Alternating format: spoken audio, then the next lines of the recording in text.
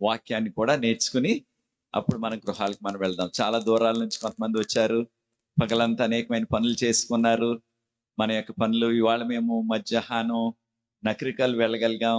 అక్కడ మన విశ్వాసులతో కొంతసేపు దేవుని యొక్క వాక్యాన్ని మేము వారితో కలిసి పంచుకునే అవకాశం కలిగింది. చక్కని ఆతిథ్యం ఇచ్చారు.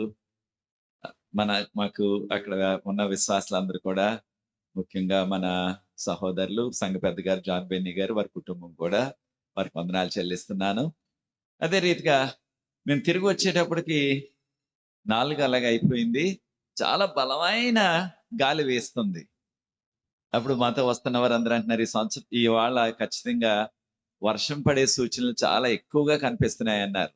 మనం చేయగలిగింది ఒక్కటే, ప్రభు పాదాలు పట్టుకుంటున్నాం విశ్వాసం ద్వారా, ప్రార్థన ద్వారా. ప్రభు మన యొక్క దీన ప్రార్థనను అంగీకరిస్తున్నారు, ఆలకిస్తున్నారు, జవాబిస్తున్నారు. ఇది నాన్న అనేక ప్రాంతాల్లో వర్షం పడినట్లుగా వార్తలు వస్తున్నాయి మనకి. అయినప్పటికీ దేవుడు మన మీద కృప చూపించారు. ఈ చిన్న మంద, మనం చిన్న మందగా కూడి ఉన్నాం. మన పట్ల దేవుడు చూపిస్తున్న కృపను బట్టి వందనాలు చెల్లిస్తున్నాం. ప్రార్థన చేసుకుని ఇది వాక్యంలో కొనసాగుదాం. పరిశుద్ధ ప్రేమ గల మా తండ్రి, మీకు స్తుతులు స్తోత్రాలు వందనాలు చెల్లిస్తున్న మమ్మల్ని ప్రేమించి మంచి వాతావరణం ఇచ్చారు. అని వాతావరణం మీటింగ్ అయ్యే వరకు మీరు కొనసాగించండి అయ్యా. ఇక్కడ కూడి ఉన్న చిన్న బిడ్డలను, యవన బిడ్డలను, పెద్దవారిని అందరినీ ఆశీర్వదించండి. ఆయన యొక్క సంఘాన్ని దీవించండి. ఆయన మీ వాక్యాన్ని నేర్చుకోవాలని అనేక మంది వచ్చారు. వారందరిని దీవించండి. ఎంత దూర ప్రాంతాల నుంచి కూడా వచ్చారు ప్రభు, వారిని ఆశీర్వదించండి. ఆయన నీ యొక్క ప్రత్యేకంగా ప్రభా, నీ యొక్క కుమారులు ప్రభా, నాయన మీ అందు నిద్రించిన మోజసాయి గారు, వారి యొక్క కుమారులు, కుమార్తె, వారి కుటుంబాలు ప్రభా, మీ పట్ల ఎంతో ప్రేమతో స్తుతిస్తూ ఆయన ఈ యొక్క కూడికలు ఏర్పాటు చేశారు. ఆయన వారిని ప్రత్యేకంగా ఆశీర్వదించండి. ఈ రాత్రి సమయంలో మీరే మాతో మాట్లాడండి. యేసు ప్రభు వారి పరిశుద్ధమైన నామమును బట్టి ప్రార్థిస్తున్నాను తండ్రి, ఆమేన్. ప్రియ సోదరి సోదరులను, మనందరం కూడా దేవుని బిడ్డలుగా, విశ్వాసులుగా దీవెనలు కావాలి. మనకు దీవెనలు కావాలి. అందరం కూడా కోరుకుంటాం, నాకు దీవెనలు అక్కర్లేదు అని వారు ఎవ్వరు కూడా ఉండరు. అందరూ కూడా ఏదో రీతిగా మనకు దీవెనలు దేవుని నుంచి కావాలని కోరుకుంటున్నాం. అది చాలా మంచిది. అయితే దీవెనలు ఎలా వస్తాయి మనకి అంటే, ఖచ్చితంగా బైబిల్ గ్రంథం చెప్పేది దేవుని యొక్క ఆజ్ఞల ద్వారానే మనకు మెండు దీవెనలు. దేవుని యొక్క ఆజ్ఞలను మనం పాటించినట్లయితే మనకు మెండైన ఆధ్యాత్మిక, శారీరక దీవెనలు వస్తాయి. చూడండి, అక్కడ మీకు కనిపిస్తున్న యవనస్తుడి పేరు సిద్ధార్థ్ ప్రతాప్. ఆయన ప్రక్కనే ఉన్నది ఆయన యొక్క సతీమణి మధు. అదే సిద్ధార్థ్ ప్రతాప్, ఆయన మన భాష కాదు. ఆయన చెన్నైలో, మెడ్రాస్లో చదువుకుంటుంటే, వారు క్రైస్తవులు కాదు. వారు ఎంతో నిష్ఠగల అన్యులు. వారి యొక్క కుటుంబంలో కొంతమంది ఎంతో నిష్ఠగల వారు ఉన్నారు. ఈ అబ్బాయి చదువుకుంటుంటే చాలా విపరీతమైన తలనొప్పి వచ్చేస్తుంది ఆయనకి. వారు ఉన్నవారే, కలిగి ఉన్నవారు, డబ్బున్నవారు కనుక ఆ చెన్నైలో, దాన్నే మెడ్రాస్ అంటున్నాం కొన్నిసార్లు, ఆ నగరంలో వారికి తెలిసిన అన్ని రకాల డాక్టర్ల దగ్గరికి తీసుకువెళ్ళారు. అక్కడ డాక్టర్ గారు ఎక్కడికి వెళ్ళినా సరే, ఏ డాక్టర్ అయినా సరే, వైద్యం చేయకుండా, కాస్త అన్ని ఔషధాలు అంటే మెడిసిన్ రాయకుండా ఎవరో పంపరు మనల్ని. అలాగే రకరకాల డాక్టర్లు, రకరకాల మెడిసిన్లు, యాంటీబయాటిక్లు అన్నీ వాడారు. ఈయనకి ఏ జవాబు రావటం లేదు. స్కానింగ్లు తీశారు, ఏది కూడా లోపం లేదు, అంత బాగానే ఉంది అంటున్నారు. బ్రెయిన్ స్కాన్ కూడా. మరి ఏం చేయలేదు, తెలియట్లేదు. అయితే ఒక రోజున వాళ్ళతో చదువుకుంటున్న ఒక విద్యార్థి ఆ యొక్క అబ్బాయికి కనపడ్డాడు. ఈ అబ్బాయి బయటకు వెళ్తుంటే కనపడి, చాలా రోజుల నుంచి నువ్వు క్లాసుకి రావట్లేదు, ఏమైంది, ఎందుకు మానేసావు చదువు అన్నారు. నేను మానేయలేదు, కానీ తలపోటు వచ్చేస్తుంది విపరీతంగా, దాని కొరకు నేను క్లాసులకు రావట్లేదు అన్నాడు ఆయన. అయితే మరి వైద్యం చేయించుకున్నావా అనగానే, తప్పకుండా మా తల్లిదండ్రులు వైద్యం చేయించారు కానీ జవాబు రాలేదు అంటున్నాడు. తగ్గలేదు నాకు అన్నాడు. అయితే ఓ పని చేయి, నువ్వు నాతో మా యొక్క మందిరానికి రా, మీ కొరకు మేము, మా సంఘస్థులు, పాస్టర్ గారు ప్రార్థిస్తామన్నారు. ఏంటి మందిరం అంటే అన్నాడు. మా దేవాలయం అన్నాడు. మరి పాస్టర్ అంటున్నావు ఏంటి? కారణం ఏంటంటే వీరికి ఎవరు ఈ మాటలు తెలియదు. మనకైతే క్రైస్తవులుగా తెలుస్తుంది. మరి పాస్టర్ అంటే ఎవరు అనగానే ఆయన వివరాలు చెప్పాడు. చెప్పిన తర్వాత మరి ఎప్పుడు తీసుకెళ్తావు నన్ను అన్నాడు. ఆదివారం తీసుకెళ్తానన్నాడు. అప్పుడు ఆదివారం తీసుకెళ్ళాడు ఆయన. కారణం ఆ యొక్క విశ్వాసి ఆ సంఘానికి వెళ్తున్నారని. తీసుకువెళ్తే అక్కడున్న సంఘ సభ్యులు, పాస్టర్ గారు అందరూ కూడా భారంతో ఈ అబ్బాయి చుట్టూ కూడా ఆరాధన అయిపోయిన తర్వాత మోకరించి ప్రార్థన చేశారు. చేస్తే దేవుడు అద్భుత కార్యం చేశారు. ఆ యొక్క అనారోగ్యం తగ్గిపోయింది. ఆ తలపోటు తగ్గిపోయింది. తగ్గిపోవటంతో ఇతనికి ఎంతో విశ్వాసం కలిగింది. ఇంట్లో చెప్పకుండానే ప్రతి వారం కూడా ఆరాధనకి వెళ్ళేవాడు. అలా చదువు అయిపోయింది. బెంగుళూరు వెళ్ళాడు. అక్కడ ఉద్యోగం వచ్చింది.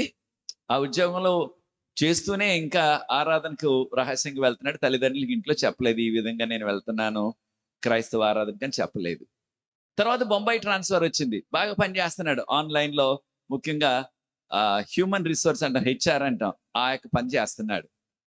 అయితే ఎక్కడికి వెళ్ళినప్పటికీని ఈయనకి అద్భుతం జరిగింది కనుక దగ్గరలో ఎక్కడ ఆలయం ఉంది, ఎక్కడ ఆరాధన జరుగుతది అని తెలుసుకొని అక్కడికి వెళ్ళిపోయి ప్రతి వారం అక్కడికి వెళ్తున్నాడు. ప్రతి ఆదివారం కూడా.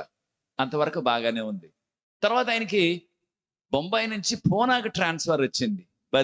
ఆయన్ని ట్రాన్స్ఫర్ చేశారు. అయితే ఆ యొక్క యవనస్తుడు అన్నాడంట మేనేజర్ గారితోటి, "అయ్యా నాకు పూనాలో ఒక్కరు కూడా తెలియదు. ఎవరు తెలీదు. నేను వెళ్ళను.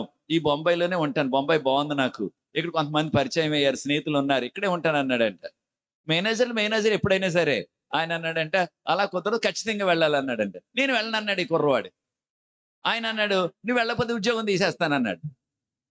మరి మేనేజర్ మాట వినకపోతే మనకి ఎలా నేర్పాలో అలాగే నేర్పుతారు వాళ్ళు. నేను ఈ ఉద్యోగం తీసేస్తానండి. చేసేది లేక గత్యంతరం లేక పూనా వచ్చాడట. పూనా పట్టణానికి. అక్కడే నేను పని చేస్తున్నాను. అయితే ఈయన అక్కడ దగ్గరలో ఆయన పనిచేసే కంపెనీలో 6,000 మంది పనిచేస్తున్నారు. అక్కడ కాగ్నిసెన్స్ అంటారు అది. 6,000 మంది పనిచేస్తున్నారు. వారందరికి కూడా ఈయన హ్యూమన్ రిసోర్స్ డైరెక్టర్ అన్నమాట. చేస్తుంటే ఈయన దగ్గరలో ఎక్కడ మందిరం ఉందో తెలుసుకొని అక్కడికి వెళ్లి ఆరాధనకు వెళ్తున్నాడు ప్రతి వారం. ఆయన స్నేహితుడు ఒకడున్నాడు. బెంగుళూరులో ఉంటాడు ఆయన ఈనాటికి కూడా. ఆయన ఆయన కూడా ప్రభువుని తెలుసుకొని ఆయనకి అప్పుడప్పుడు దర్శనాలు కలలో వస్తున్నాయి. ఒక రోజున ఆయనకి కల వచ్చిందంట. ఆ యొక్క కలలో దర్శనంలో ప్రభు చెప్పారు, "మీ స్నేహితుడు పూనాలో స్పైసర్ కాలేజ్ అని ఉంది. స్పైసర్ అడ్వెంటిస్ట్ యూనివర్సిటీ అని. అక్కడ ఆరాధనకు వెళ్ళాలా" అని ప్రభు చెప్పారు ఆయనకి. వెంటనే వాళ్ళ స్నేహితుడు పూనాలో ఉంటున్నాడు తెలియజేసి, "నువ్వు ఆరాధనకు వెళ్తున్నావంటే" "వెళ్తున్నాను" అన్నాడు. "ఎక్కడ వెళ్తున్నావంటే" "పలానా పలానా చోట" అని అక్కడ ఏదో అడ్రెస్ ఉంటే ఆ మందిరం అడ్రెస్, ఆ దేవాలయం అడ్రెస్ చెప్పాడు. "అక్కడ కాదు, దేవుడు నాకు చెప్పాడు రాత్రి దర్శనంలో, మీ స్నేహితుడు సిద్ధార్థ్ స్పైసర్ అడ్వెంటిస్ట్ యూనివర్సిటీలో ఉన్న ఆ మందిరానికి వెళ్ళాలా, ఆలయానికి ఆరాధనకి" అన్నారు. అయితే సరే అని, ఇది ఎక్కడుందో ఆయనకి తెలీదు. ఆన్‌లైన్‌లో చూస్తున్నాడు. చూస్తుంటే స్పైసరు అడ్రెస్ దొరికింది ఆయనకి. అప్పుడు ఆదివారం నాడు వచ్చేసాడు. గేట్ కాడికొచ్చి, "నువ్వెందుకు వచ్చావన్నారు" గేట్ కాడు వారు. "ఎక్కడికి వెళ్తున్నావు? ఎవరు కావాలంటే" "నేను చర్చ్ అటెండ్ చేయడానికి వచ్చాను. చర్చ్‌కొచ్చానన్నాడు." "చర్చ్ ఇవాళ కాదు నిన్న అయిపోయిందన్నాడు" ఆ యొక్క వాచ్‌మ్యాన్. "ఆ! ఇవాళ అయిపోవటం, రేపు అయిపోవటం, నిన్న అయిపోవటం ఏంటి? ఇవాళ కదా ఆరాధన" అని వచ్చి రాని హిందీలో ఆయనతో వాదిస్తున్నాడు. ఆ యొక్క వాచ్‌మ్యాన్ అన్నాడంట, "ఎందుకొచ్చింది బాబు, నాకు తెలీదే వివరాలన్నీ కూడా. పాస్టర్ గారి దగ్గరికి తీసుకెళ్తాను రా" అన్నారు. పాస్టర్ గారి దగ్గరికి తీసుకెళ్లారు. ఆయన అన్నారు, "అయ్యా ఇక్కడ ఆరాధన ఆదివారం పెట్టరు, శనివారం పెడతారు. ఇది వాక్యంలో ఉందని" బైబిల్ తెరిచి కొన్ని వాక్యాలు చూపించారు. ఆ యవనస్తుడికి నచ్చింది. బైబిల్‌లో ఉంది ఇది అని నచ్చి వచ్చే వారం వచ్చాడు. శనివారం వచ్చాడు. అలా 2 వారాలు వచ్చాడు. ప్రతి శనివారం కూడా. కానీ శనివారం, ఆదివారం 2 రోజులు సెలవుంది ఆయనకి. వచ్చేటప్పటికి చాలా నచ్చింది ఆయనకి ఆరాధన. తర్వాత మరలా ఇంకొక దర్శనం వచ్చింది ఆ స్నేహితునికి. ఆ దర్శనంలో ఆయన ప్రభువు చెప్పారంట, "మీ స్నేహితుడు స్పైసర్ యూనివర్సిటీలో ఉన్న చర్చికి వెళ్తున్నాడు కదా! ఆ యొక్క చర్చికి వెళ్ళినప్పుడు అక్కడే ఆ యొక్క స్పైసర్‌లో ఒక చూపు లేని ప్రొఫెసర్ గారున్నారు. ఆయన దగ్గరికి వెళ్ళమను. ఆయన దగ్గర దానియేలు, ప్రకటన గ్రంథం నేర్చుకోవాలని" ప్రభువు చెప్పారంట దర్శనంలో. అప్పుడు ఆయన పాస్టర్ గారితోటి, నేనెవరో ఆయనకి తెలీదు. ఆయనెవరో నాకు తెలీదు.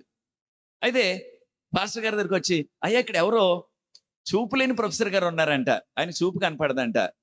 ఆయన అలాంటి వారు ఎవరైనా ఉన్నారా ఇక్కడ" అనంటే, "ఆ! ఉన్నారు. నీకెలా తెలుసు" అన్నానంట. "నాకు తెలీదండి. మా స్నేహితుడు చెప్పాడు. ప్రభువు చెప్పారంట దర్శనంలో. ఆయన దగ్గరికి వెళ్ళాలంట. ఆయన దగ్గర దానియేలు గ్రంథం, ప్రకటన గ్రంథం నేర్చుకోవాలంట నేను" అని చెప్పేటప్పటికి పాస్టర్ గారికి ఆశ్చర్యం అయిపోయి, పాస్టర్ గారు కూడా నాకు బాగా మనవారే, నాకు తెలుసు. నా విద్యార్థి ఆయన. నా దగ్గర తీసుకొచ్చి అయ్యా ఇలాగ పలానా దేవుడు చెప్పారని మీ దగ్గరికి వెళ్ళమని ఇగో తీసుకొచ్చాను, యవనస్తుడు ఈయన పేరు సిద్ధార్థ్ అన్నాడు. అప్పుడు నాకు ఏకంగా కళ్ళలోంచి నీళ్లు తిరిగిపోయాయి. ఇంతమంది ఉన్నారు కాలేజీలో, ఆ యూనివర్సిటీలో నాయకులు ఉన్నారు, పెద్దలు ఉన్నారు, అందరూ ఉన్నారు. వారందరి దగ్గర మానేసి నా దగ్గర పంపించాడు ఏంటి ప్రభు అని నేను ఎంతో ఆశ్చర్యపడ్డాను, ప్రభుని స్తుతించాను. అప్పటి నుంచి ఇప్పటి వరకు కూడా ఆయన ప్రతి వారం నా దగ్గర, అంటే ఆలయం మందిరంకి వస్తారు. ఆయన పెద్ద జాబ్ వచ్చింది, ప్రమోషన్ వచ్చింది, అయినప్పటికీ ప్రతి వారం వస్తారు. ఆయన వివాహం చేసుకున్నారు. ఆవిడ ఒక విశ్వాసి, ఆవిడ కూడా అన్యురాలే, బ్రాహ్మణులు వారు ప్రభువుని తెలుసుకున్నారు. ఆవిడ డాక్టర్ అమ్మగారు, ఎంబీబీఎస్ చదువుకున్నారు, డాక్టర్ అమ్మగారు. ప్రభువుని తెలుసుకుని మన సిఎంసి వెల్లూరులో కూడా పనిచేశారు. వారిని వివాహం చేసుకున్నారు. వారిద్దరు కూడా ప్రతి వారం వస్తున్నారు. వారికి కుమార్తె ఇప్పుడు యోరే, చిన్న అమ్మాయి, 3-4 సంవత్సరాలంతే. దేవుడు ఈ రీతిగా నడిపించారు. దేని కొరకు నడిపించారు అంటే, తప్పకుండా దేవుని యొక్క వాక్యంలో మనకు చెప్పబడ్డది ఆ యొక్క 10 ఆజ్ఞల్లో ఉన్న 4వ ఆజ్ఞ విశ్రాంతి దినం. కారణం ఆ యొక్క విశ్రాంతి దినాన్ని పరిశుద్ధంగా ఆచరించాలని దేవుని యొక్క ఏర్పాటు. కనుకనే దేవుడి యొక్క అవకాశం ఇచ్చారు. సోదరులారా, చూడండి, మనకి ఆ యొక్క ద్వితీయోపదేశకాండం 28వ అధ్యాయం మొదటి 2 వచనాలు చూసినట్లయితే, నీవు నా మాటలు శ్రద్ధగా విని నా ఆజ్ఞలు పాటించినట్లయితే అప్పుడు దేశంలో ఉన్న అందరికంటే కూడా నిన్ను మిన్నగా చేస్తాను, నిన్ను గొప్పగా చేస్తాను. ఎప్పుడు ఆయన మాట శ్రద్ధగా వినాలా, ఆయన యొక్క ఆజ్ఞలను మనం కాపాడాలా. అలా చేసినట్లయితే దేశంలో ఉన్న అందరికంటే కూడా నిన్ను మిన్నగా చేస్తాను, అంటే నిన్ను ఉన్నతమైన వానిగా చేస్తాను. అదే మన యొక్క సాక్ష్యం కూడా ఈ దినాన. ప్రియ సోదరులారా, చూడండి, ద్వితీయోపదేశకాండం 28వ అధ్యాయం 12వ వచనంలో ప్రభు అంటున్నారు, నీ ఇతరులకు అప్పిచ్చేవాడిగా ఉంటావు కానీ నీవు అప్పు తీసుకునేవాడిగా ఉండవు. ఎప్పుడు ఆయన మాటలు శ్రద్ధగా విని ఆయన యొక్క ఆజ్ఞలను కాపాడితే. ఎన్ని ఆజ్ఞలు ఇచ్చారు దేవుడు మనకి? 10 ఆజ్ఞలు. చూడండి, ద్వితీయోపదేశకాండం 28వ అధ్యాయం 14వ వచనంలో, నీవు దేవుని యొక్క మాటలు విని ఆయన ఆజ్ఞలు కాపాడినట్లయితే నిన్ను తలగా చేస్తాను గాని తోకగా చెయ్యను. అంటే తల అంటే చాలా ప్రాముఖ్యంగా చేస్తాను నిన్ను. అదే నా సాక్ష్యం కూడా. నాకు 55 సంవత్సరాల నుంచి చూపు లేకపోయినప్పటికీ ఈ దినం నన్ను దేవుడు ఒక యూనివర్సిటీ ప్రొఫెసర్గా చేశారు. నన్ను దాంతోపాటు అనేక దేశాలకు వెళ్ళటానికి దేవుడు నాకు యోగ్యత ఇచ్చారు. వాక్యం చెప్పడానికి అమెరికా 3 సార్లు తోడుకు వెళ్ళారు, లండన్ 7 సార్లు తోడుకు వెళ్ళారు, ఇస్రాయల్ దేశం తోడుకు వెళ్ళారు, ఆ జాంబియా దేశం వెళ్ళి తోడుకు వెళ్ళారు, ఆఫ్రికాలో కెనియా దేశం 3 సార్లు తోడుకు వెళ్ళారు, ఆ యొక్క సింగపూర్ తోడుకు వెళ్ళారు, బ్యాంకాక్, థాయిలాండ్ తోడుకు వెళ్ళారు, అనేక ప్రాంతాలకి దేవుడు తోడుకు వెళ్ళారు. కారణం నా గొప్పతనం కాదు, నా చదువు కాదు, ఇది అదంతా కూడా ఆయన ప్రేమించి ఆయన ఆజ్ఞలు గైకుంటున్నాను కనుక నన్ను తలగా పెట్టారు కానీ తోకగా కాదు.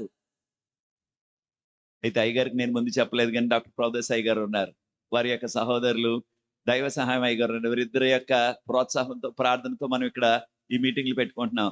అయితే వారిని నేను కోరలేదు కానీ లేకపోతే తప్పకుండా వారు వచ్చి సాక్ష్యం చెప్పేవారు.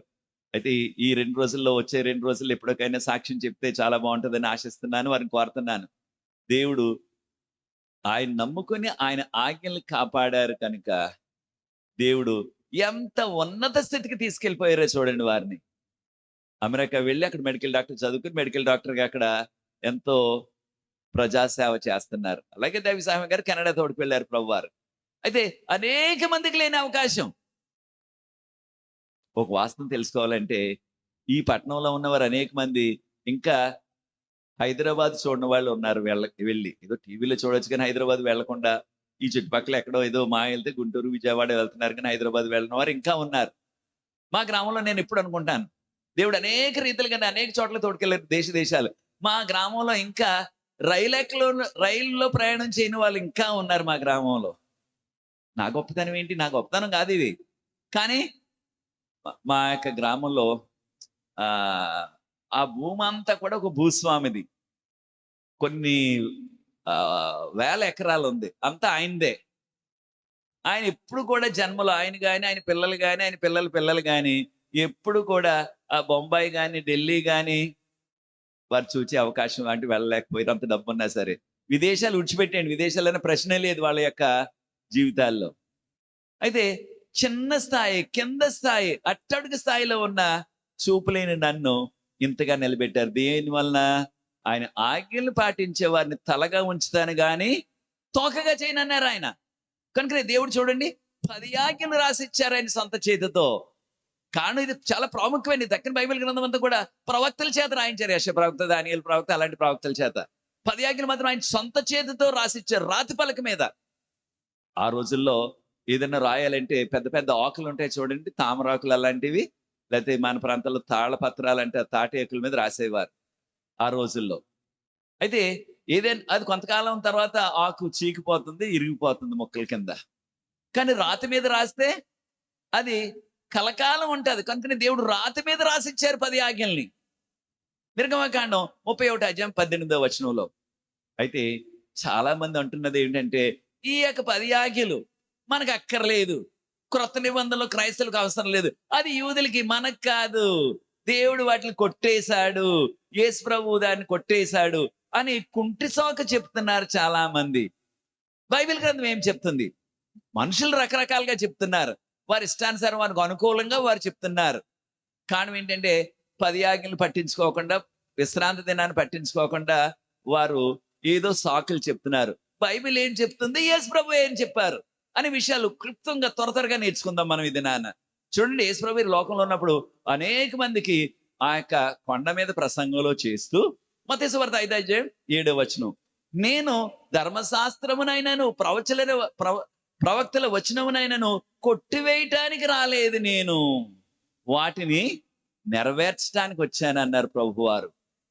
మత్తయి సువార్త 5:18 చూసినట్లయితే ఈ యొక్క ఆకాశము భూమి గతించిపోతుంది, కానీ ఈ ధర్మశాస్త్రం అంటే 10 ఆజ్ఞల్లో ఒక్క సున్నాయినను ఒక్క పొల్లైనను కొట్టివేయబడదు. ఎప్పటి వరకు? ఆయన వచ్చే వరకు. అనగా రెండవ రాకడ వరకు కూడా ఈ 10 ఆజ్ఞలు నిలిచి ఉన్నాయి, వాటిని మనం అనుసరించాలా. చూడండి, మత్తయి సువార్త 5:19 మత్తయి సువార్త 5:19 ప్రభువారు అన్నారు, ఈ యొక్క ఆజ్ఞలో ఏ చిన్న ఆజ్ఞను ఎవరైనా సరే మీరినట్లయితే వారు దేవుని రాజ్యంలో అల్పులుగా ఉంటారు. ఏ అల్పమైన ఆజ్ఞను మీరినప్పటికీ వారు అల్పులుగానే ఉంటారు. ఎవరైతే ఈ యొక్క ఆజ్ఞలు పాటిస్తారో వారు దేవుని రాజ్యంలో కనులుగా ఉంటారని ప్రభు చెప్పారు. మరలా యేసు ప్రభు మాటలే చూడండి, మత్తయి సువార్త 15:3 ప్రభు అంటున్నారు, మీ పారంపర్య చర్యలు, మీ పారంపర్య చర్యల నిమిత్తం. పారంపర్యాలు అంటే ఏమంటున్నారు? మా తాత ముత్తాతల నుంచి వస్తుందండి, ఇది మేము పాటిస్తున్నాం, దాన్ని విడిచిపెట్టేసి ఎలా రావు మరలా. మా తాత ముత్తాతల నుంచి వేరే దినాన్ని ఆచరించాం, విశ్రాంతి దినాన్ని మేము ఆచరించలేదు, అదే దానిలోనే కొనసాగుదామని కొంతమంది సాకులు చెప్తున్నారు. ప్రియ సోదరి సోదరులారా, ప్రభు ఏమంటున్నారు? నీ యొక్క పారంపర్య చర్యలు, నీ యొక్క వంశావళి ప్రకారంగా నువ్వు చేసినట్లయితే అది కాదు కావాల్సింది, నీవు దేని వలన దేవుని యొక్క ఆజ్ఞలను మీరుతున్నావు అని ప్రభు ప్రశ్నిస్తున్నారు. యేసు ప్రభు వారు జీవించినప్పుడు ఆ దినాల్లో శాస్త్రులు, పరిసయ్యులు యేసు ప్రభు వారిని ప్రశ్నించారు. ఆజ్ఞలన్నిటిలో కూడా ప్రాముఖ్యమైన ఆజ్ఞ ఏది అని యేసు ప్రభు వారిని ప్రశ్నించి ఆయన అన్నారు, ఈ ఆజ్ఞలు 10 ఆజ్ఞలన్నీ కూడా 2 వాక్యాల్లో, 2 సెంటెన్సెస్ లో మీరు క్లుప్తంగా చెప్పేయండి అన్నారు.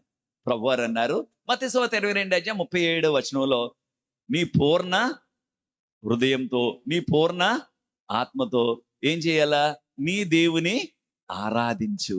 నీ దేవుని అంటే నీ దేవుని ఆరాధించడం అన్నది మొదటి ఆజ్ఞ. దేవుని ఆరాధించాల సంపూర్ణంగా, ఏదో పాక్షికంగా కాదు, మన పూర్ణ హృదయంతో, పూర్ణ వివేకంతో ఆయన్ని ఆరాధించాలా. అప్పుడు ప్రభువారు అన్నారు, రెండవది కూడా ఉంది, ప్రాముఖ్యమైనది, నిన్ను వలే నీ పొరుగువాన్ని ప్రేమించుము అని ప్రభువారు చెప్పారు. ఈ విషయాలన్నీ కూడా మనం నిర్గమకాండం 20 ఈ 10 ఆజ్ఞల గురించి నేర్చుకుంటున్నాం మనం. కనుక ప్రియ సోదరి సోదరుడా, మనందరికీ తెలుసు మొదటి 4 ఆజ్ఞలు కూడా, 10 ఆజ్ఞలు, మొదటి 4 ఆజ్ఞలు కూడా దేవునికి సంబంధించినవి. మొదటి ఆజ్ఞలు ఏమన్నారు? నీవు ఆకాశం మందు కానీ, భూమి మీద కానీ, భూమి కింద ఉన్న దేన్ని పూజించొద్దు. రెండవ ఆజ్ఞ, నీవు ఏ విధమైన ప్రతిమను, విగ్రహాలని చేసుకోవద్దు, వాటిని పూజించొద్దు. మూడవది, నా నామాన్ని వ్యర్థంగా చేయవద్దు. నాలుగవది, విశ్రాంతి దినమును పరిశుద్ధంగా ఆచరించడం జ్ఞాపకం ఉంచుకున్నాము. 6 దినాల్లో నేను సమస్తమైన సృష్టించాను, 7వ దినాన్ని విశ్రమించాను. దానిలో నీవు గాని, నీ కుమారుడు గాని, నీ కుమార్తెలు గాని, నీ దాసులు గాని, దాసీలు గాని, నీకున్న పశువులు గాని ఏ పని చేయవద్దు. ఏ రోజున? 7వ దినాన్న. 7వ దినాన్ని మన భాషలో శనివారం అంటున్నాం. బైబిల్ భాషలో సాబత్ అంటున్నారు, సబ్బాత్ అంటున్నారు, లేకపోతే విశ్రాంతి దినం అని తర్జుమా చేశారు. ఈ 4 కూడా దేవునితో సంబంధించినవి. దేవునికి సంబంధించిన ఆజ్ఞలు మనం ఖచ్చితంగా చేయాలి. తక్కిన 6 కూడా, అంటే 5వ ఆజ్ఞ నుంచి 10వ ఆజ్ఞ వరకు, 5 నుంచి 10 వరకు ఉన్న ఆజ్ఞలు మానవులకి మనకి మధ్య ఉండవలసిన, తోటి మానవులతో ఉండవలసిన ఆ యొక్క సంబంధం. అది ప్రేమపూర్వకంగా చూడండి. ఇదంతా కూడా లవ్ అంటున్నాం. లవ్ అంటే ఏంటి? ఎల్ అంటే ఏంటి? ఒకటేమో పైకి ఉంటుంది ఒక కోణం, ఇంకొక కోణం పక్కకు ఉంటుంది. పైకి ఒక కోణం ఉంటుంది, దాని ప్రక్కకి ఇంకో కోణం ఉంటుంది. ఎల్ మన ఇంగ్లీష్ లో ఉన్నది.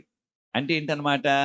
దేవుని బిడ్డలకు మనకు కావాల్సింది ఏంటంటే, ఆ పైనున్న దేవునితో సంబంధం కలగాల. సంబంధం కలగాలంటే ఇంకెవరిని పూజించకుండా, ఆ యొక్క ఏ విధమైన విగ్రహార్థన చేయకుండా, దేవుని నామాన్ని వ్యర్థంగా ఉచ్చరించకుండా విశ్రాంతి దినాన్ని కాపాడినట్లయితే దేవునితో ఆ పై సంబంధం ఉంటుంది. మన పక్క సంబంధం అంటే పక్కనున్న కొమ్మ ఉన్నది కదా, ఎల్లుంటే కింద, అది మానవులతో, అనగా తోటి మానవులతో మనకు ఉండవలసిన ఆ ప్రేమ సంబంధం. మనం మన తోటి మానవులు ప్రేమించినట్లయితే నిన్ను వలే నీ పొరుగు వారిని ప్రేమించమని ప్రభువు చెప్పారు. అనగా మనం చేయవలసింది ఏంటి? మనం ఈ లోకంలో దీర్ఘాయువు కావాలంటే ఎవరిని మనం చక్కగా చూసుకోవాలా? తల్లిదండ్రులను. చాలా సందర్భాలు ఏం చేస్తున్నాం ఇప్పుడు, అధునాతనమైన జీవితంలో ఉన్నాం. ఏదో మదర్స్ డే అంటున్నారు, తల్లి దినం. తర్వాత ఫాదర్స్ డే, తండ్రి దినం. అంటే ఏదో సంవత్సరానికి ఒకసారి వచ్చి ఆ దినాన వాళ్ళకి ఏదో చిన్న మంచి గిఫ్ట్ కొనేసి, వాళ్ళు మంచి హోటల్‌కి తీసుకెళ్ళి, ఇంక సంవత్సరం అంతా వారిని మర్చిపోతున్నాం మరలా. అలా కాకుండా వారిని మనం సాకాల, వారిని చూసుకోవాలి, వారు పెద్ద వయసులో ఉన్నప్పుడు. ఇది దేవుడు చెప్తున్నది. తల్లిని తండ్రిని సన్మానించు, అప్పుడు నీకు దీవెనలు కలిగితే నీకు దీర్ఘాయుష్ వస్తది. అది 5వ ఆజ్ఞ. 6వ ఆజ్ఞ నరహత్య చేయొద్దు. మనం ప్రేమించినట్లయితే తోటి వారిని ఎలా హత్య చేస్తాం వారిని?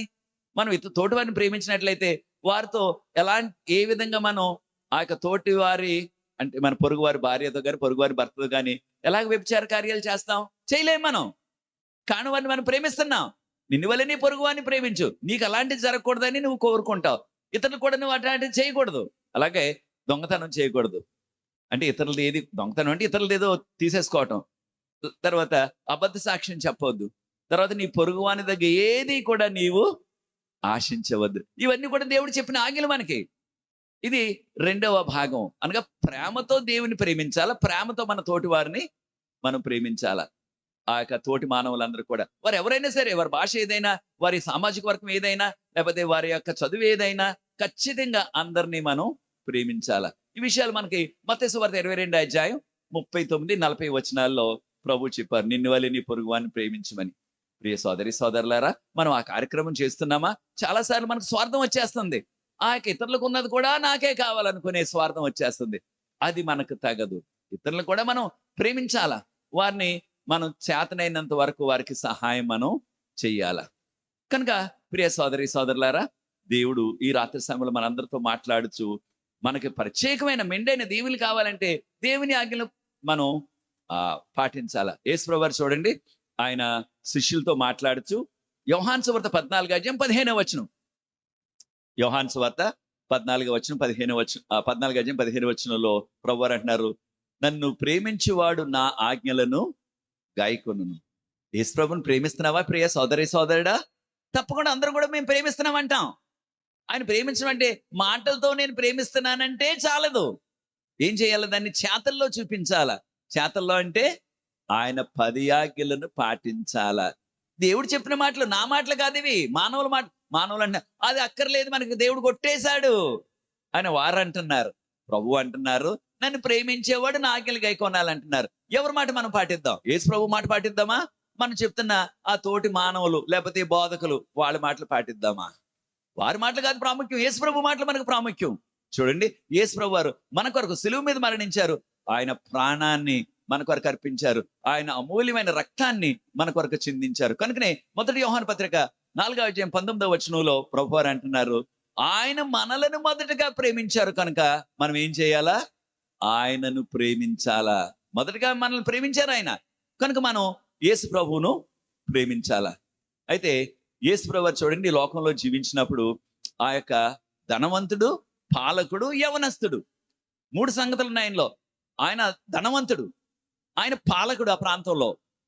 తర్వాత ఆయన ఎంతో పలుకుబడి గలవాడు. యవనస్తుడు, ధనవంతుడు, పాలకుడు. ఆయన వచ్చి పరుగు పరుగున యేసు ప్రభు దగ్గర మోకరించి ఆయన అన్నారు, బోధకుడా, నేను నిత్య జీవం పొందాలా, ఏం చేయాలి నేను? నిత్య జీవం పొందాలా నేను, ఏం చేయాలి నేను అన్నారు. ప్రభు వారు చెప్పిన జవాబు చూడండి, మత్తయి సువార్త 19:17 ప్రభు వారు ఏమన్నారు? నా ఆజ్ఞలను నీవు గైకొను. ఆజ్ఞలను గైకొను అంటే నిత్య జీవం పొందాలంటే మనం 10 ఆజ్ఞలను పాటించాలా. నిత్య జీవం అనే పరలోకం అంటున్నాం మనం. ప్రభు చెప్పిన మాటలు ఇవి. ఆజ్ఞలు పాటించన్నారు. ఆ యవనస్తుడు అన్నాడు, నేను అన్ని కూడా చేస్తున్నానని చిన్నప్పటి నుంచి అన్నాడు. ప్రభు వారు అన్నాడు, అబద్ధకుడా, నువ్వు అలా చేయట్లేదని ఆయన ఖండించలేదు. ఖచ్చితంగా ఈ యవనస్తుడు ధనవంతుడు, పాలకుడు, యవనస్తుడు ఖచ్చితంగా 10 ఆజ్ఞలు పాటిస్తున్నాడు. అయితే ప్రభు వారు అన్నారు, నీకు ఒకే ఒక లోటు ఉందయ్యా అన్నారు. ఏంటి ఆ లోటు? నీకున్న ఆస్తి అంతా అమ్మేసి పేదలకు ఇచ్చేసి వచ్చి నన్ను వెంబడించమన్నారు. అలా చేసుంటే ఈ 12 మంది శిష్యుల్లో ఈయన కూడా ఒక శిష్యుడు అయిపోయాను. ప్రభు వచ్చి నన్ను వెంబడించమన్నారు. ప్రభు 12 మంది శిష్యులు ఈయన కూడా ఒక శిష్యుడు అయిపోయాను. ఆ యొక్క పరలోక రాజ్యం, దాన్ని మనం నూతన యెరూషలేము అంటున్నాం. ఆ పరలోకం పట్టణం మీద 12 మంది శిష్యుల పేర్లు కూడా రాశారు పునాదుల మీద. ఈయన పేరు కూడా పునాది మీదకి ఎక్కేసను. యూదా ఇస్కరియోతు పేరు ఎక్కలేదు. కారణం ఏంటంటే యేసుప్రభుని నమ్మేశాడు కనుక ఆయన పేరు ఎక్కలేదు ఆ పరలోక రాజ్యంలో. ఆ పునాదుల మీద ఆయనకు బదులుగా మత్తీయస్సు ఆయన 12 వారిగా పెంచుకున్నారు. ఆయన పేరు ఎక్కింది అక్కడ. ఈ యవనస్తుని పేరు కూడా ఎక్కను. ఈ పేరు ఊరు కూడా తెలియకుండా పోయింది ఇప్పుడు మనకి. ఆయనకి ఎక్కువ డబ్బు ఉంది, ధనం ఉంది కనుక ఎప్పుడు మరలా తిరిగి రాలేదు ఆయన వెనక్కి. దేవుడి దగ్గర రాలేదు. కాను ఆయనకున్న డబ్బు ఆయన్ని పరలోకానికి వెళ్లకుండా చేసేసింది. కాను ప్రియ సోదరి సోదరుడా, ఈ యొక్క యవనస్తుడు ఆ డబ్బు కొరకు, ఆస్తి కొరకే ప్రోకిలాడాడు. పరలోకం కొరకు ప్రోకిలాడలేదు. ఈ ఆధ్యాత్మిక సత్యాన్ని మనం నేర్చుకోవాలా. ప్రియ సోదరి సోదరుడా, నీవు పరలోకం కొరకు ప్రోకులాడుతున్నావా, లేకపోయినట్లయితే ఈ లోకంలో ఉన్న పదవుల కొరకు ప్రోకులాడుతున్నావా? చాలా మంది పదవుల కొరకు ప్రోకులాడుతున్నారు. పదవి కొరకు లంచాలు పెట్టేస్తున్నారు. ఏదో పదవి కావాలని, ప్రమోషన్ కావాలని, లేకపోతే ఆ ధనం కొరకు, ఆ యొక్క భూమి కొరకు, లేకపోతే ఆ యొక్క డాబా కొరకు ఎన్నో పోట్లు పడుతున్నారు. కాస్త బంగారం గొలుసులు సంపాదించుకోవటానికి ఎంతో ప్రోకలాట. ఆ బంగారం మనల్ని రక్షిస్తుందా? భూమి మనల్ని రక్షిస్తుందా? కొన్ని సందర్భాల్లో చాలా విచారం ఏంటంటే ఆ యొక్క తోటి సోదరులే చిన్న భూమి, ఆ తల్లిదండ్రులు సంపాదించిన భూమి కొరకు వారు తగాదాలు పడుతున్నారు, కోర్టులకు వెళ్తున్నారు. కొన్ని సందర్భాల్లో ఒకళ్ళొకడు హత్యలు చేయించుకుంటున్నారు. చూచారా వారి ప్రోకలాట అంతా? అలా చేస్తే, అలాగే ప్రోకలాడినట్లయితే, అలా పోట్లాడినట్లయితే ఈ యొక్క ఆ చిన్న ఆస్తి, ఆ చిన్న భూమి, లేదా ఆ చిన్న బిల్డింగు కలకాలం ఉంటారా వారు దానిలో? ఎవరు కలకాలం ఉండరు. కానీ మన ప్రోకలాట అంతా ఈ భూమి మీద ఉన్న ఈ డబ్బు కొరకు, ఆస్తి కొరకు, పదవుల కొరకే అయిపోతుంది. అలా నువ్వు కూడా చేస్తున్నావా ప్రియ సోదరి సోదరుడా? ప్రభువారు ఏం చెప్పారు? నీకు పరలోక రాజ్యం కావాలంటే 10 ఆజ్ఞలు పాటించు అన్నారు. అది మనం చెయ్యాలా? దేవుని మాటలు మనం అంగీకరించినట్లయితే ప్రభు మనల్ని దీవిస్తారు, ఆశీర్వదిస్తారు. కనుక ప్రియ సోదరి సోదరులారా, యేసు ప్రభు బాప్తీసం తీసుకున్నారు యొక్క యోర్దాను నదిలో. అప్పుడు యోర్దాను నదిలో బాప్తీసం ఇస్తున్న బాప్తీసం నుంచి యోహాను గారు అన్నారు, ఇదిగో సమస్త లోక పాపములను మోసుకొని పోవు దేవుని గొర్రెపిల్ల. యేసు ప్రభు వారు దేవుని గొర్రెపిల్ల, మన కొరకు బలియాగం అయిపోయారు. ఆయన చేసిన శిలువ త్యాగం వలన మనకు రక్షణ వచ్చింది. ప్రియ సోదరి సోదరుడా, యేసు ప్రభు నమ్ముకున్నావా? యేసు ప్రభు నామంటే యేసు ప్రభు నామం పేట ఆయన చెప్పినట్లుగా ముంచడం బాప్తీసం తీసుకోవడానికి సిద్ధంగా ఉన్నావా? చూడండి, యేసు ప్రభు ఈ లోకంలో జీవించినప్పుడు ఆయన వాడుక చొప్పున సమాజ మందిరానికి వెళ్ళారని చెప్పబడ్డది. యేసు ప్రభు ఈ లోకంలో జీవించింది 33.5 సంవత్సరాలు. ఆ 33.5 సంవత్సరాలు కూడా ఆయన క్రమం తప్పకుండా ఆరాధనకు వెళ్ళారు. దాన్ని సమాజ మందిరం అన్నారు. ఇంగ్లీష్ సినగోగ్ అంటున్నారు. ఈ విషయాలు మనం లూకాసు వార్త 4:16 చదువుతున్నాం. ఏది? ఆయన వాడుక చొప్పున. వాడుక అంటే ఏమిటి? ఎప్పుడూ చేసేది, క్రమంగా చేసేదాన్ని వాడుక అంటాం. అప్పుడప్పుడు వెళ్ళామనుకోండి, ఉదాహరణకి వాళ్ళు ఇక్కడికి వచ్చాం వాక్యం వినటానికి. ఇది బుధవారం అయినప్పటికీ దేనికి వచ్చామంటే ఇక్కడ ఉద్యోగ సభలు జరుగుతున్నాయి ఇక్కడ. కానీ ప్రతి బుధవారం ఇక్కడ ఉద్యోగ సభలు జరగవు. ప్రతి బుధవారం రాము మనం ఇక్కడికి. మనం ఇక్కడ ఏదో అప్పుడప్పుడు ఇలాంటి కార్యక్రమాలు జరిగితే వస్తాం. యేసుప్రభు అలా కాదు. ఆయన వాడుక చొప్పున కారణం ఆ యొక్క విశ్రాంతి దినం, దేవుని దినం, ఆరాధన దినం కనుక ప్రతి విశ్రాంతి దినాన ఆయన మందిరానికి వెళ్ళారు, సమాజ మందిరానికి ఆరాధించారు. దానిలో ఆయన యెషయా గ్రంథం ఆయన చేతికి ఇవ్వబడ్డది, ఆయన చదివారు. దీని ద్వారా మనం నేర్చుకుంటున్నది ఏమిటి? యేసు ప్రభు వారు కూడా ఈ లోకంలో జీవించినప్పుడు ఏ దినాన్ని ఆరాధించారు? శనివారం. దాన్ని విశ్రాంతి దినం అంటున్నాం. యేసు ప్రభు ఆరాధించారు దాన్ని. కనుక ప్రియ సోదరి సోదరులారా, ఈ విషయాలు మనం గుర్తించాలా. ఈ విషయాలు మనం గుర్తించి దేవునికి బిడ్డలుగా మనం జీవించాలా. అయితే యేసు ప్రభు అనేక మందికి బోధించారు ఈ బోధలన్నీ కూడా. అయితే మనం కొన్నాటిని మనం పట్టించుకోవట్లేదు. ఇక్కడ చూడండి, నా ప్రక్కనే ఈ యొక్క నల్ల జాతీయుడు, ఈయన కెన్యా దేశం వెళ్ళాను నేను అక్కడికి. ఈయన కూడా ఎంబీబీఎస్ చదువుతున్నాడు. అప్పటికి వైద్య వృత్తిలో ఉండాలని ఎంబీబీఎస్ చదువుకుంటున్నాడు. ఆయన మన సంఘం అంటే తెలియదు అసలు. సెవెంత్ డే అడ్వెంటిస్ట్ సంఘం అనే పేరే తెలియదు ఆయనకి. ఆయన సంఘం కేథలిక్ సంఘం, దానికి వెళ్తున్నాడు. వెళ్తుంటే ఆయనకు ఒక కళ వచ్చింది. కళ వచ్చి, నీవు కేసీసీ సంఘానికి వెళ్ళమని దేవుడు స్వరంతో చెప్పారు. ఏంటిది కేసీసీ సంఘం అనుకున్నాడు. మెలకు వచ్చేసింది. ఆ సంఘం ఏంటో ఆయనకి తెలియదు, ఎక్కడుందో కూడా తెలియదు ఆయనకి. చక్కని విద్యార్థి. మళ్ళీ కాసేపు నాకు నిద్ర పెట్టేసింది. ఉదయం అయిపోయింది. ఎప్పుడులాగే మళ్ళీ మెడికల్ కాలేజీకి చదువులకు వెళ్ళిపోయాడు. రోజులు గడిచిపోయాయి. మళ్ళీ కొన్ని రోజుల తర్వాత, ఒక వారం రోజుల తర్వాత మళ్ళీ అదే కళ వచ్చిందంట. నువ్వు కేసీసీ సంఘానికి వెళ్ళు. ఈయన పేరు డెన్నిస్. నువ్వు కేసీసీ సంఘానికి వెళ్ళు అని ప్రభు స్వరంతో చెప్పారు. మరలా మెలకు వచ్చేసింది అర్ధరాత్రి. ఏంటి కేసీసీ సంఘం, ఎక్కడుంది, ఏం సంఘం అని అనుకున్నాడు, కానీ దాని గురించి పట్టించుకోలేదు.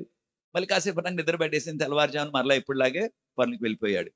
మరలా మూడోసారి 3 వారాల తర్వాత మరలా వచ్చింది ఇదే కళ. మరలా ప్రభు చెప్పారు, కేసీసీ సంఘానికి వెళ్ళాలి, నువ్వు అక్కడ ఆరాధన చేయమని. ఏంటో తెలియదు ఆయనకి. ఉదయాన్ని లేచి, ఏంటి 3 సార్లు వచ్చింది ఇది, 3 సార్లు ఇప్పటికి అనుకుని ఉదయం క్లాసులకు వెళ్ళాక, ఆ క్లాసుల్లో ఒక లెక్చరర్ గారు రాకుండా కాస్త ఆలస్యం అయిన సమయంలో అక్కడ ఆ విద్యార్థులందరి ముందు కూడా నిలబడి, తోటి విద్యార్థులారా, నాకు ఇలాగ 3 సార్లు కల వచ్చింది. ఏదో కేసీసీ సంఘానికి వెళ్ళమని స్వరం చెప్తుంది నాకు, దేవుని స్వరం. ఏంటి ఆ కేసీసీ సంఘం, ఎవరికైనా తెలుసా కేసీసీ అనే సంఘం అన్నాడు ఆయన. అందులో ఒక ఆయన చెయ్యెత్తి, నాకు తెలుసు, నేను వెళ్తున్నాను ఆ సంఘానికి, నేను తీసుకెళ్తాను నిన్ను అన్నాడు. నువ్వు తీసుకెళ్తాను, నువ్వు వెళ్తున్నావు అక్కడికంటే నేను వెళ్తున్నాను అన్నాడు. నన్ను కూడా తీసుకెళ్ళి దేవుడు అక్కడికి వెళ్ళమని చెప్పాడు, 3 సార్లు చెప్పాడు నాకు అన్నాడు.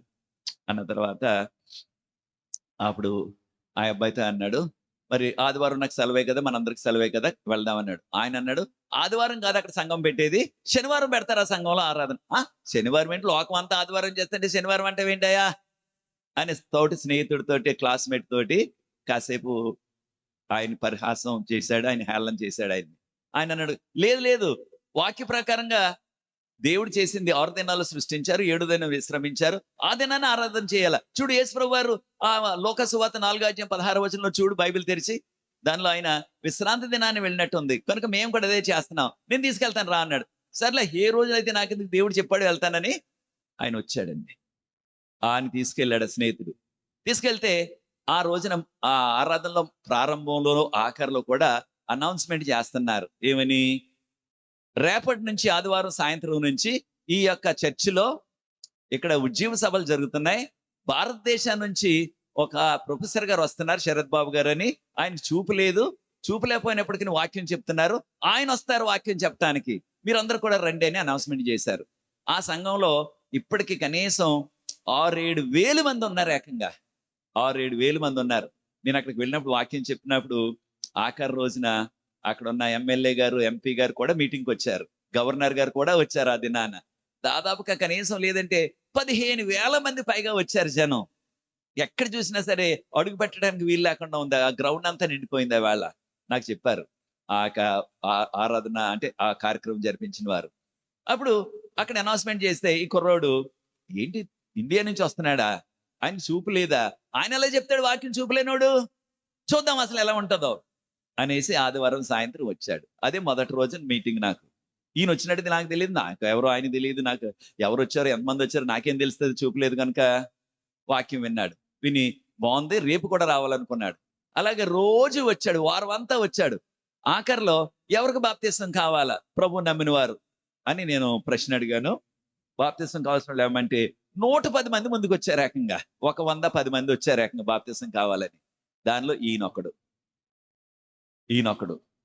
అంటే ప్రభువు స్వరంతో చెప్పి ఖచ్చితంగా కేసీసీ అంటే కిస్సీ సెంట్రల్ చర్చ్ దాని పేరు. మన సెవెంత్ డే అడ్వెంటిస్ట్ చర్చే కిస్సీ అనేది ఆ యొక్క పట్టణం పేరు అన్నమాట. కిస్సీ అనేది ఈ యొక్క కెనియాలో కిస్సీ సెంట్రల్ చర్చ్. దాన్ని షార్ట్ ఫామ్ లో కేసీసీ అని పెట్టుకున్నారు వాళ్ళు. అక్కడికి వచ్చారు, బాప్తిసం పొందారు. ఈనాడు మెడికల్ డాక్టర్ గా పనిచేస్తున్నాడు కెనియాలో. దేవుడు నడిపించారు. నాకు తెలియదు ఈయనెవరో, ఆయన ఎవరో నాకు తెలియదు. కనుక దేవుడు స్వరంతో నడిపించారు. కారణం ఇది దేవుని సంఘం, దేవుని యొక్క వాక్యంలో ఉన్న సంఘం. కనుక ప్రభు నడిపించారు. చూడండి యేసు ప్రభు ఏమంటున్నారు? యోహాను సువార్త 15:10 యోహాను సువార్త 15:10 ప్రభు వారు అంటున్నారు, నేను నా తండ్రి ఆజ్ఞలు గైకొన్న రీతిగా మీరును నా తండ్రి ఆజ్ఞలు గైకొనండి. నా ఆజ్ఞలు గైకోండి. నా తండ్రి ఆజ్ఞలు గైకొనడం వలన నేను నా తండ్రి ప్రేమలో నిలిచాను. మీరు ఇవి చేసినట్లయితే మీరు నా ప్రేమలో నిలుస్తారు. కనుక యేసుప్రభు ప్రేమలో మనం నిలవాలంటే, యేసుప్రభు ప్రేమలో మనం కొనసాగాలంటే, మనం దేవుని యొక్క ఆజ్ఞలు, ఆయన ఇచ్చిన పదే ఆజ్ఞలు, ఇంకెక్కువ ఇవ్వలేదు ఆయన. ఆ ఆజ్ఞలు మనం పాటించాలా, దానిలో కొనసాగాల. అది చేస్తున్నావా ప్రియ సోదరి సోదరుడా? దేవుడు నిన్ను ఆశీర్వదిస్తాడు ఈ రాత్రి సమయంలో. కనుక దేవుడు ఈ దినాన్ని మనల్ని కూడా పిలుస్తున్నాడు. నా కుమారుడా, నా కుమార్తె. చూడండి 1 కొరింథీయులకు రాసిన పత్రిక 7:19 1 కొరింథీయులకు రాసిన పత్రిక 7:19 మనం చూసినట్లయితే ప్రభువారు అంటున్నారు, దేవుని ఆజ్ఞలు గైకొనుట చాలా ప్రాముఖ్యం. దేవుని ఆజ్ఞలను గైకొనాలా. ఆ ఆజ్ఞలను గైకొంటున్నావా ప్రియ సోదరి సోదరుడా? ప్రభువారు ఏం చెప్తున్నారు చూడండి. దేవుని యొక్క వాక్యాన్ని, దేవుని యొక్క ఆజ్ఞలు మనం గైకొన్నట్లయితే దాని ద్వారా దీవించబడతాం. యోహాను గారు అంటే ప్రకటన గ్రంథం రాసిన యోహాన్ గారు, యోహాను సువార్త రాసిన యోహాన్ గారు, ఆయన పెద్ద వయసులో 95 సంవత్సరాలు దాటిపోయాయి. అప్పుడు రాశారు ఈ మొదటి యోహాను పత్రికను. అయితే ఆయన తన సంఘ సభ్యులకి చెప్తూ ఏమన్నారు చూడండి. 1 యోహాను పత్రిక 2:3 1 యోహాను పత్రిక 2:3 ప్రభు అంటున్నారు, మనము ఆజ్ఞలను గైకొనిన ఎడల దీని వలననే ఆయనను మనము ఎరిగి ఉన్నామని తెలుస్తుంది. కనుక దేవుని యొక్క ఆజ్ఞలను మనం పాటిస్తున్నట్లయితే, దేవుని ఆజ్ఞలు పదే ఆజ్ఞలు. ఆయన 10,000 ఇవ్వలేదు, 10 లక్షలు ఇవ్వలేదు. ఇన్ని ఆజ్ఞలు ఎక్కువైపోయిన ఎలా జ్ఞాపకం ఉంచుకోవాలనుకోవటానికి లేదు. పదే ఆజ్ఞలు ఆయన ఇచ్చినవి. ఆ ఆజ్ఞలను మనం గైకొన్నట్లయితే ఆయనను ఎరిగి ఉన్నాం మనం. ఆయన తెలుసుకున్నాం. ఆయన వారం అవుతాం. చూడండి ఆ 1 యోహాను పత్రిక 2:4 చూడండి. ఆయనను ఎరిగి ఉన్నానని చెప్పుకొంచు ఆయన ఆజ్ఞలను గైకొనని వాడు.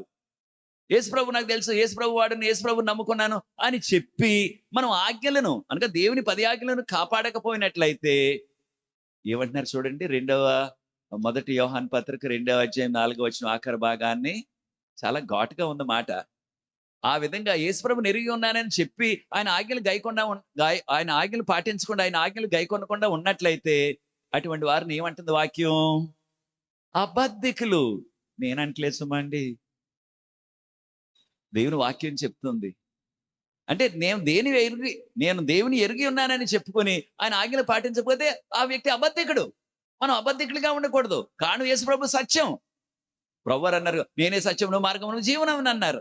కనుక ఆయన సత్యం కనుక ఆయనను ఎరిగి ఉన్న మనం, ఆయనను అనుసరించే మనం, ఆయన నమ్ముకుంటున్న మనం కూడా సత్యవంతులుగా ఉండాలి, అబద్ధికులుగా ఉండకూడదు. ఆయన ఆజ్ఞలు పాటించకపోతే మనం అబద్ధికుల లిస్టులోకి వెళ్ళిపోతున్నాం అన్నమాట దేవుని దృష్టిలో.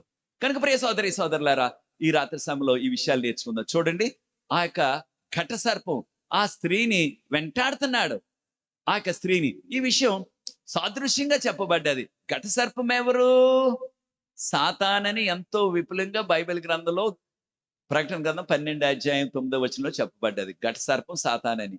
అయితే చూడండి ప్రకటన గ్రంథం 12:17 ఆ ఘట సర్పము ఆ యొక్క స్త్రీ మీద, స్త్రీ సంతానం మీద ఆగ్రహం తెచ్చుకుని వారి మీద యుద్ధం చేయటానికి వస్తున్నాడు. ఇప్పుడు యుద్ధ మేఘాలు కమ్ముకున్నాయి. భారతదేశం పాకిస్తాన్ మధ్య మనం ప్రార్థించాలా? ఈ యొక్క యుద్ధము ఇది విపరీతం అవ్వకుండా శాంతి సమాధానాలు కలగాలని, అలాగే ఇస్రాయేల్ పాలస్తీన్ల యుద్ధం జరుగుతుంది, దాని కొరకు కూడా శాంతి సమాధానం కలగాలని, అలాగే రష్యా యుక్రెయిన్ మధ్య 3 సంవత్సరాల యుద్ధం సాగుతుంది, శాంతి సమాధానం కొరకు మనం ప్రార్థించాలా.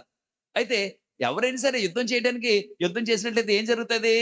ప్రాణ నష్టం కలుగుతుంది, వారికి హాని కలుగుతుంది ప్రాణానికి. అయితే ఈ యొక్క ఘట సర్పం అనగా సాతాను మన మీదకి యుద్ధం చేయడానికి వస్తున్నారు. ఎవరి మీదకి? దేనికి వస్తున్నాడు యుద్ధం చేయటానికి? కారణం ఆ శేషించిన సంఘం, ఆ స్త్రీ యొక్క ఆ యొక్క సంతతి వారు ఆజ్ఞలు గైకొనుచు యేసుక్రీస్తుని గూర్చిన సాక్ష్యం కలిగి ఉన్నారు. కనుకనే సాతాను ఆగ్రహంతో, అంటే కోపంతో వారిని ఏదో రీతిగా మట్టు పెట్టేయాలని, వారిని నాశనం చేసేయాలని వస్తున్నాడు. కారణం వారు ఆజ్ఞలను కాపాడుచున్నారు కనుక. కనుక ఈ కడవరకాల చివరి దినాల్లో ప్రియ సోదరి సోదరుడా, మనం ఆజ్ఞలు గైకుంటున్నట్లయితే సాతానికి చాలా కోపంగా ఉంది. కారణం ఆజ్ఞలు గైకొన్నవారు, యేసు ప్రభుని గురించి సాక్ష్యం కలిగి ఉన్నవారు అంటే సాతానికి చాలా కోపం. యేసు ప్రభు సాక్ష్యమే స్పిరిట్ ఆఫ్ ప్రాఫెసీ అంటున్నాం ఇంగ్లీష్ లో, ఆ ప్రవచన సారం. కనుక ఈ యొక్క రాత్రి సమయంలో ప్రియ సోదరి సోదరులారా, సాతాను అంతగా ఎందుకు మనల్ని వేధించడానికి సిద్ధంగా ఉన్నాడంటే ఖచ్చితంగా జవాబు ఈ ఆజ్ఞలను అనుసరించినట్లయితే. యేసుప్రభు చెప్పారు కదా, నిత్యరాజ్యం కావాలంటే ఆజ్ఞలు గైకో. మనం ఆజ్ఞలు గైకొని యేసుప్రభు సాక్ష్యం కలిగి ఉన్నట్లయితే మనం ఖచ్చితంగా పరలోక వాసులు అవుతాం, పరలోకం వెళ్ళిపోతాం. అనగా దేవుడు మనకు ఆ యొక్క నిత్యజయం ఇస్తారు. అది మనకు దొరకకుండా దాని నుంచి మనల్ని దూరం చేయాలని సాతాను ఏదో రీతిగా రకరకాల ప్రలోభాలు పెట్టి, రకరకాల శోధనలు పెట్టి మనము ఆజ్ఞలను పాటించకుండా మనల్ని పెడదారి పట్టించేస్తున్నాడు సాతాను అనేక రీతిల్లో.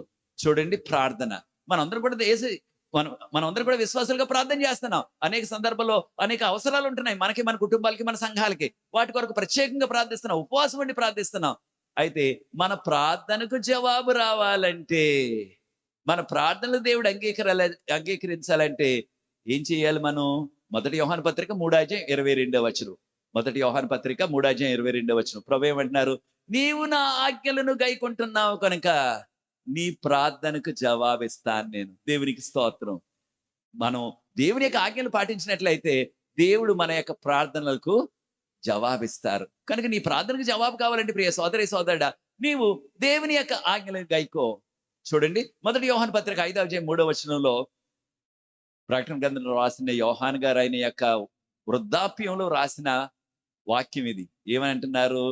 దేవుని యొక్క ఆజ్ఞలు భారమైనవి కాదు. దేవుని యొక్క ఆజ్ఞలు భారమైనవి కాదు. ఆయన కృపతో దేవుని యొక్క ఆజ్ఞలు 10 ఆజ్ఞలన్నిట్లు కూడా మనం చేయగలం, మనం పాటించగలం. చాలా మంది అంటారు దేవుని ఆజ్ఞలు మనం ఎవరు పాటించగలరు, మనం పాటించలేము అన్నట్టుగా వారు అనుకుంటున్నారు. అది సరికాదు. ప్రియ సోదరి సోదరులారా, ఎవరైతే దేవుని యొక్క ఆజ్ఞలు పాటిస్తారో వారు నీతిమంతులు, వారు ఇంగ్లీష్ లో సెయింట్స్ అంటున్నారు. వారు పరిశుద్ధుల ఓర్పిందులో కనపడును. నువ్వు పరిశుద్ధుడిగా జీవించాలంటే, ఒక భక్తుడిగా జీవించాలంటే, యేసు ప్రభు అసలైన సిసలైన భక్తుడిగా భక్తురాలుగా జీవించాలంటే 10 ఆజ్ఞలు పాటించాలా. అది నా మాటలు కాదు. చూడండి, ఇక్కడ ప్రకటన గ్రంథం 14:12 ప్రకటన గ్రంథం 14:12 ప్రభు ఈ విధంగా చెప్తున్నారు. ఏమని? ఇదిగో పరిశుద్ధుల ఓర్పిందులో కనపడు. దేనిలో? 10 ఆజ్ఞలను పాటించు. అనగా ఆజ్ఞలు 10 అని ఏంటి మాట? ఆజ్ఞలు అనే మాట సాధారణంగా వాడారు. ఆజ్ఞలు అంటే 10 ఆజ్ఞలు, ఇంకా ఇంకొక ఆజ్ఞ ఎక్స్ట్రా లేదు, లేదా ఒక తక్కువ లేదు. ఆ ఆజ్ఞలను పాటిస్తూ యేసు ప్రభువునందు విశ్వాసం కలిగి ఉన్నట్లయితే అటువంటి వారిని పరిశుద్ధులు అని చెప్పబడుతుంది ఇక్కడ. ఆ పరిశుద్ధులు మాత్రమే పరలోకం వెళ్తారు. పరిశుద్ధత లేకపోతే పరలోకం వెళ్ళలేం. మన పరిశుద్ధత ఎలా కలుగుతుంది మనకి? ఖచ్చితంగా యేసు ప్రభు నమ్ముకుని ఆయన యొక్క ఆజ్ఞలు పాటిస్తూ ఆయన ఆజ్ఞల వెలుగులో, ఆయన వాక్యపు వెలుగులో జీవించినట్లయితే మనం పరలోకం చేరతాం. కనుక ప్రియ సోదరి సోదరులారా, ఈ యొక్క రాత్రి సమయంలో ఇక్కడ కూడిన మనం దేవుని యొక్క వాక్యాన్ని వింటున్నాం. మనం ప్రియ సోదరి సోదరుడు, యేసు ప్రభు నమ్ముకున్నావా నీ రక్షకుడిగా?